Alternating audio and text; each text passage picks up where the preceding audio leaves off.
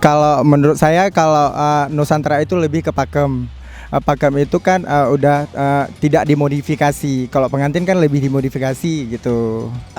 Dari rangkaian acara festival budaya ini memang kita mau memperkenalkan adat istiadat dan pakaian juga itu bagian dari keseluruhan budaya yang ada di daerah kita dan di Nusantara.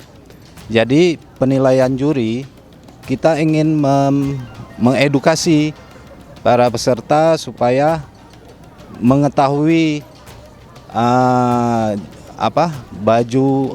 baju Nusantara. Jadi mungkin ada sedikit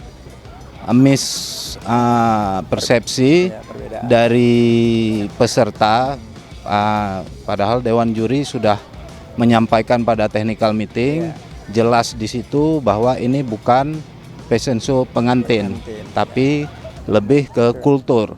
Jadi mungkin itu dari Dewan Juri.